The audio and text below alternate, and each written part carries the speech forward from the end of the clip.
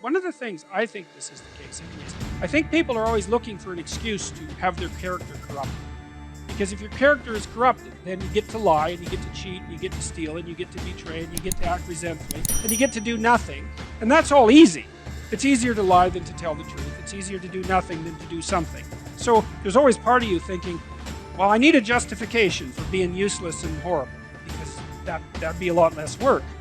And so then if something terrible comes along, you think, aha, that's just exactly the excuse that I was waiting for. And then out all that comes.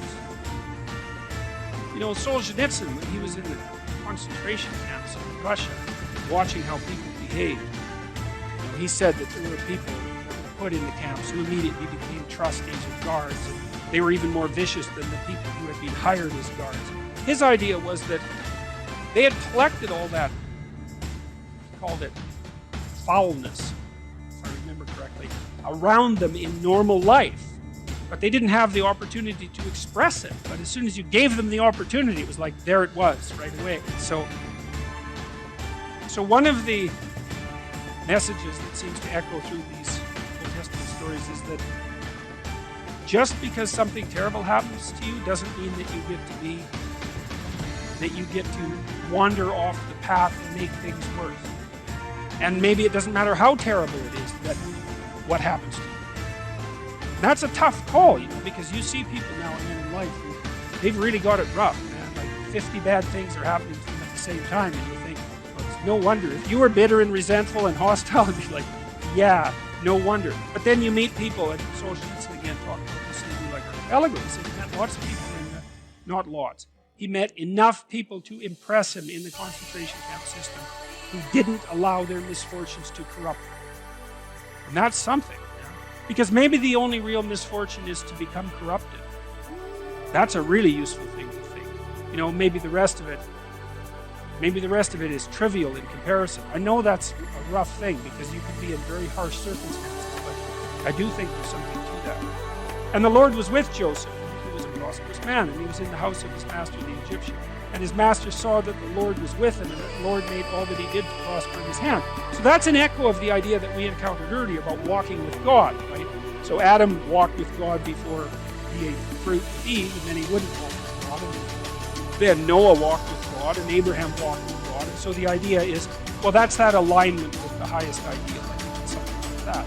And you know, we can think about that as a metaphysical thing as well. But I don't think it is. I mean, I've got thousands of letters now in the last year from people who have told me that they were in a pit. That's exactly right. And that they decided that they were going to try to put their lives together. And that it worked. And so that's really something, you know, and they write surprised. It's like, well, I decided that I was going to work hard at what I was doing and I wasn't going to lie any more than absolutely necessary. Thought I'd give it a try for a few months, you know. And all sorts of good things started to happen to me. It's like, maybe that's how the world works. Now, obviously, it doesn't work like that all the time, right? Because you can get sliced off at the knees. I mean, there's an arbitrary element to existence that you can't wish away. But that doesn't mean that there aren't bad strategies and good strategies. So I do think that one of the most fundamental existential questions is, like, if things aren't going well for you in life, is, are you absolutely certain that you're doing absolutely everything you can to put things in order? If you need something to grapple with, you probably do. You can find that. You just look inside, you'll find something to grapple with. You know, inadequacy, weakness, susceptibility to temptation, narcissism, pride, envy, revenge, resentment, frustration, lack of faith, all of that. That'll keep you occupied if you really grapple with it. And yeah, I mean, that's an ancient theological question. You know, what's up with the devil? Why does the possibility of evil exist? Why is there an eternal adversary? You see that reflected in Cain and Abel, right? At the beginning of the Genesis stories, essentially, the first two human beings are good set against an adversary. And that's what opens history, that story. You think, well, why would God construct such a why would God construct a reality where an adversary exists? And maybe it's because all things considered, a world with an adversary is a better world, just like a garden with a snake in it is a better garden. These things aren't easy to understand. No snake, no necessity to contend with snakes. So why be awake at all?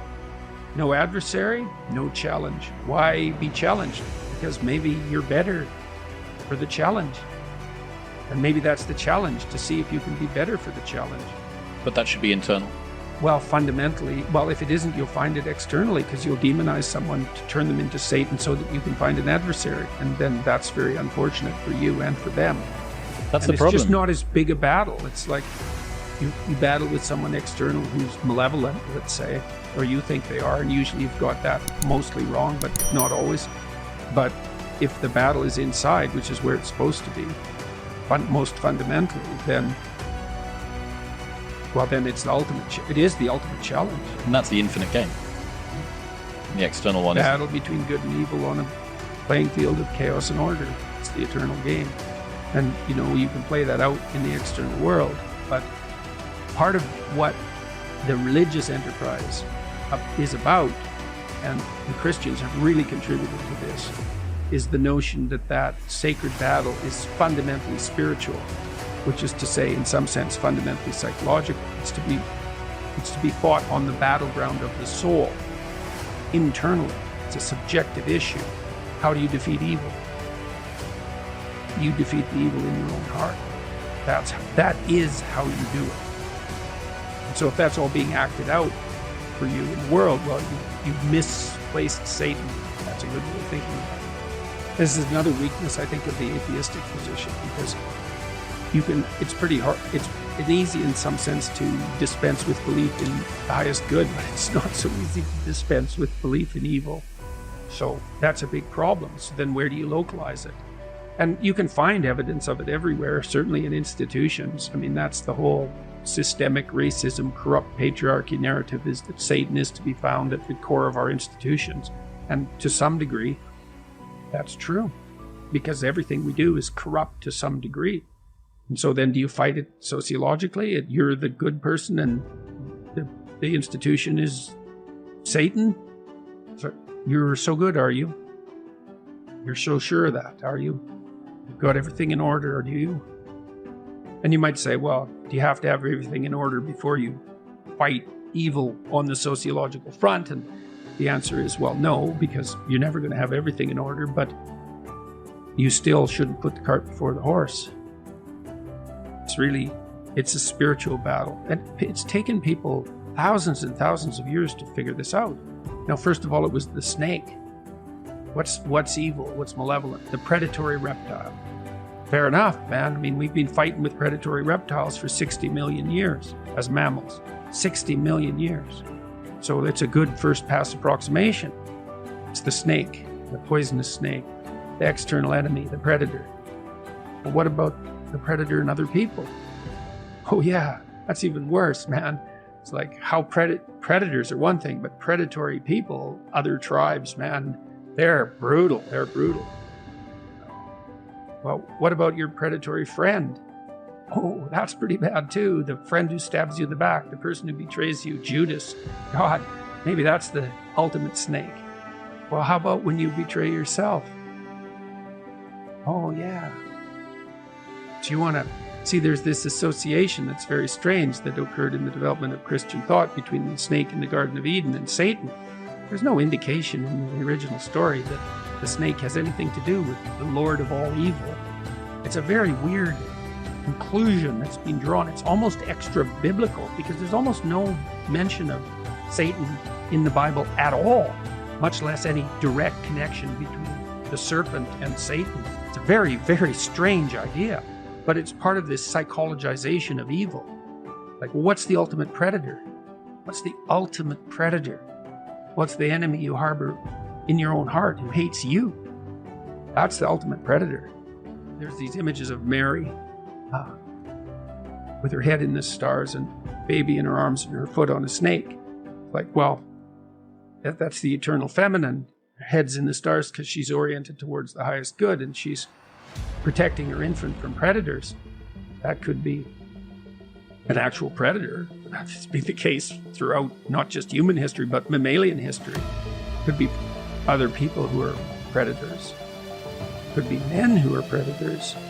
Could be her, who's a predator. The devouring mother. It's like, well, what's the ultimate locale of genuine evil? Well, the highest religious answer is that's in you. That's the proper place to battle it out. And I think that's true. I think that's it's literally and metaphorically true.